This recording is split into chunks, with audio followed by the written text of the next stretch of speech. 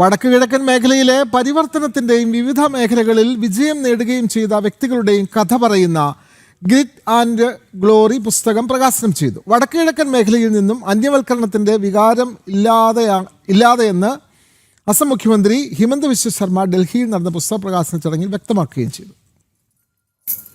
രാജ്യത്തിന്റെ വടക്ക് കിഴക്കൻ മേഖലയിൽ നിന്നുള്ള ധീരതയുടെയും സ്ഥിരോത്സാഹത്തിന്റെയും പരിവർത്തനത്തിന്റെയും കഥകളാണ് ഗ്രിറ്റ് ആൻഡ് ഗ്ലോറിയിലേത്.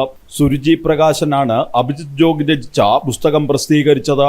രാജ്യത്തിന്റെ ചരിത്രം, സംസ്കാരം, സമൂഹം, ദേശീയ ജീവിതം എന്നിവയെക്കുറിച്ചുള്ള അർത്ഥവത്തായ കൃതികൾ വായനക്കാരിലേക്ക് എത്തിക്കുക എന്നതാണ് സുരുചി പ്രകാശൻ ലക്ഷ്യമിടുന്നത്. വടക്ക് കിഴക്കൻ മേഖലയിലെ ധീരതയുടെയും പരിവർത്തനത്തിന്റെയും കഥകൾക്ക് കൂടുതൽ പ്രാധാന്യം നൽകണമെന്ന് അസം മുഖ്യമന്ത്രി ഹിമന്ത ബിശ്വ ശർമ്മ പറഞ്ഞു.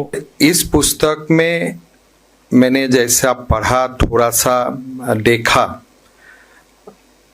असम में और नॉर्थ ईस्ट में जो लोग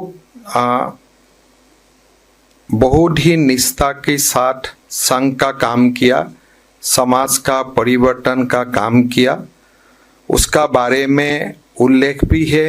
ഇന്ന് വടക്ക് കിഴക്കൻ മേഖലയിലെ ഓരോ വീട്ടിലും അഭിമാനത്തോടെ ത്രിവർണ്ണ പതാക ഉയർത്തുകയാണെന്ന് ഹിമന്ത ബിശ്വ ശർമ്മ ചൂണ്ടിക്കാട്ടി. ദേശീയതയുടെ മുദ്രാവാക്യങ്ങൾ വടക്ക് കിഴക്കൻ മേഖലയിൽ ഉച്ചത്തിൽ മുഴങ്ങുകയാണ്. അന്യവൽക്കരണത്തിന്റെ വികാരം ഇല്ലാതായി ഒരുമയുടെയും ഒത്തൊരുമയുടെയും വികാരം വളരുകയാണ്. ഈ പരിവർത്തനത്തിന് പിന്നിൽ സംഘത്തിന്റെ പ്രവർത്തകരുടെ ത്യാഗവും സമർപ്പണവുമാണ്.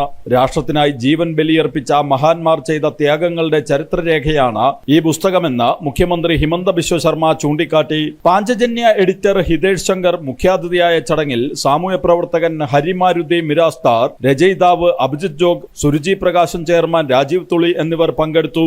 ജനം, ഡൽഹി.